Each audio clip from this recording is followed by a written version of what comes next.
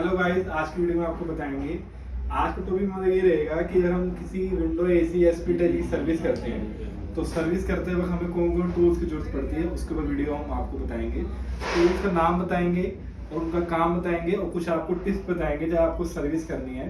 तो कस्टमर के हिसाब से नहीं चल रहा, कस्टमर आपको हमेशा ध्यान देना कि एक यही कंप्लेन की सर्विस है जिसमें आपको कस्टमर जो है वो फंसा सकता है। आपको फंसना नहीं है, आपको अपने दिमाग से काम लेना है। पहली बात तो क्या, जब भी आप कस्टमर के घर विजिट करते हैं और कस्टमर ये कह रहा है कि हमारे घर की एसी की सर्विस करनी है, तो फर्स्ट ऑफ ऑल उस घर पे जाने के बाद, घर पे जाओ, घर पे जाने के बाद एसी को ऑन करो। एसी को ऑन करने के बाद उसके एम्पियर चेक करो, अपने पास प्लान मीटर रखें, उसके एम्पियर चेक करें। और एम्पियर जो है वो टन के हिसाब से होते हैं। आपको मैं एक अगली वीडियो में आपको मैं एक डाटा शेयर करूंगा कि अगर आपके पास मान लो 1 टन का एसी है तो 6, 6.5, 7 एम्पियर लेना चाहिए। अगर 1.5 टन का 7.5, 8 एम्पियर लेना चाहिए। तो टन पे हमारे एम्पियर डिपेंड करते हैं। तो कभी भी अगर आपको कस्टमर कंप्लेन ये करता है कि हमारे एसी की सर्विस करनी है, तो फर्स्ट ऑफ ऑल कस्टमर के घर पे जाएं। जाने के बाद एसी कंडीशन चेक करें, एसी के एम्पियर चेक करें। अगर उसके एम्पियर जो उसके नॉर्मल एम्पियर या जो उसके नॉर्मल एम्पियर जो होते हैं अगर उससे ज़्यादा आ रहे हैं तो वो उसमें फिर वो जो प्रॉब्लम है वो हमारी सर्विस की है। और एम्पियर ज़्यादा के पीछे रीज़न हमेशा सर्विस का नहीं होता, और भी कैसे रीज़न होते हैं आपको हम बताते हैं। जैसे कि सर्विस ज़्यादा आने के पीछे एक रीज़न ये हो सकता है कि आपका एक जो बंदा है सर्विस मांग रहा है तो आपको सर्विस करनी पड़ेगी। इसके अलावा क्या रीज़न होता है कि कैपेसिटर वीक हो गया, ठीक है ना। और इसके अलावा हमारा क्या कहते हैं, एसी जो है वो धूप में रखा हुआ है, आउटडोर का धूप में रखा हुआ है तो हमारा एसी जो है वो ज़्यादा एम्पेयर लेता है, ठीक है ना। या हमारी जो फिन्स हैं एसी की, जो कूलिंग कॉइल है कंडेंसर, उसकी फिन्स जो है दबी हुई हैं तो हमारा एसी जो है हाई एम्पेयर लेता है। तो हाई एम्पेयर के ज़्यादा बहुत सारे रीज़न होते हैं। और अगर ज़्यादा एक्सट्रीमली हाई एम्पेयर दे रहा है, जैसे हमारा 32 या 35, 25 एम्पेयर ले रहा है, तो उसके पीछे एक ही कंडीशन बनती है और वो ये रहती है कि एसी में लगा हुआ जो कंप्रेसर जो होता है वो स्टक हो गया। उसे बोलते हैं कंप्रेसर हमारा LRA ले गया, मतलब कंप्रेसर हमारा लॉक हो गया।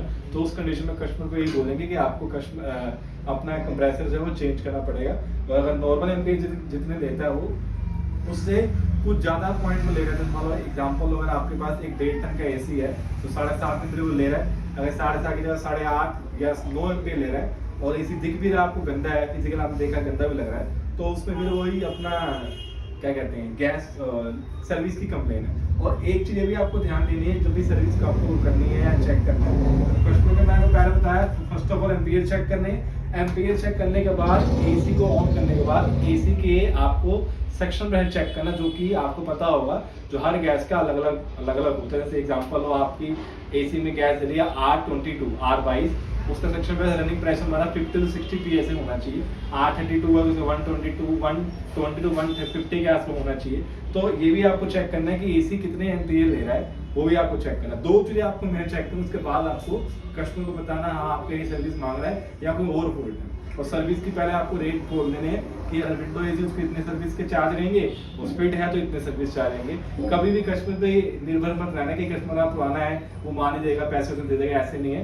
जो बात है पहले ही क्लियर कर लो, काम करने से पहले। तो आइए आपको बताते हैं कौन कौन से टूल्स की जरूरत पड़ती है। तो फर्स्ट ऑफ ऑल हमारे पास अलग अलग टाइप के स्क्रू ड्राइवर होने चाहिए और एक आपके पास होना चाहिए टेस्टर, जो कि हमारे जैसे मान लो स्टेपलेजर होता है वहाँ के स्क्रू खोलने के लिए, वहाँ पे यूज होगा अपना लाइन टेस्टर।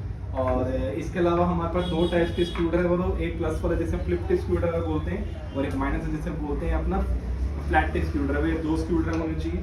और स्क्रू ड्राइवर के बाद हमारे पास होना चाहिए कॉम्बिनेशन प्लायर, जिससे अगर मान लो आपको वायर कभी छीलनी है, काटनी है या और कुछ यूज़ करना तो आप यूज़ कर सकते हो कॉम्बिनेशन प्लायर, ठीक है। इसके बाद आपको होना चाहिए वायर कटर यूज़ होना चाहिए। जैसे मान लो कुछ न्यूली जो हमारे टेक्नीशियन होते हैं उनसे वायर कट नहीं की जाती, तो उसके लिए वायर कटर प्रॉपर हो। वायर कटर के बाद एक आपके होना चाहिए नोज प्लायर भी आपको बहुत जो आपको क्या कहते हैं यूज़ होगा।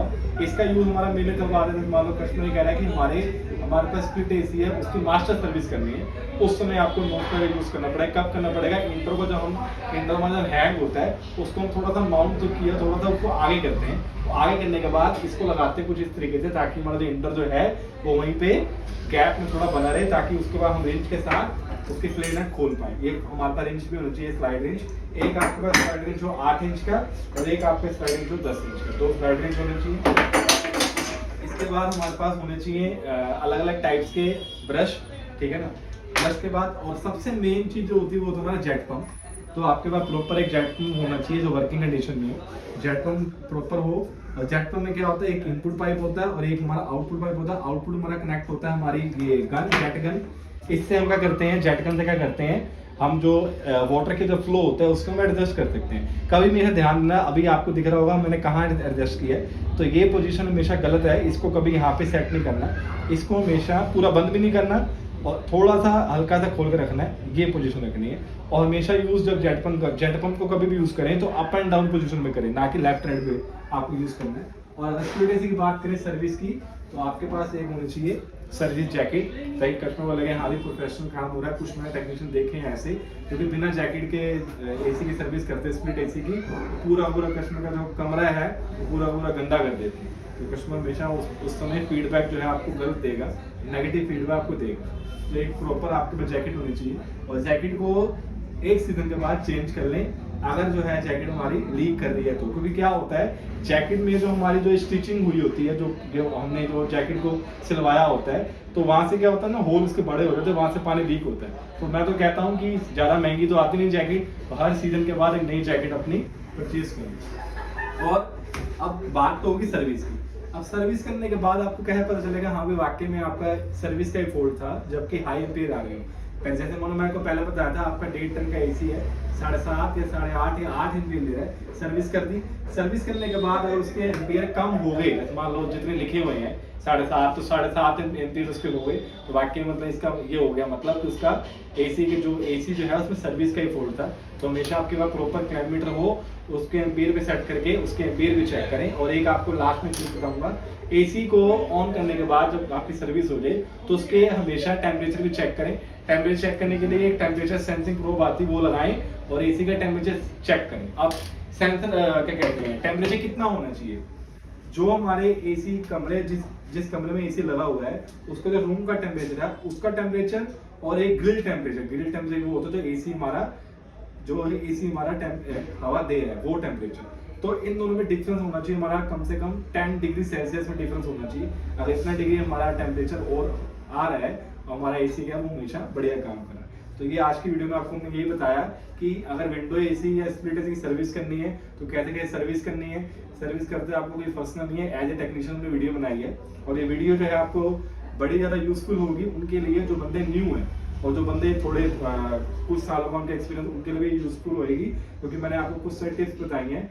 और ये मैं आपको बार बार बोल रहा हूँ कि सर्विस की कंप्लेन ऐसी होती है जिसमें कस्टमर आपको फंसाता है, आपको फंसना नहीं है, अपने माइंड से काम करना है। आपको हमेशा दो चीजें चेक करके ही काम करना है, एक एम्पीयर और एक अपना सेक्शन प्रेशर। तो वो वीडियो आपको अच्छी लगी, थैंक यू सो मच।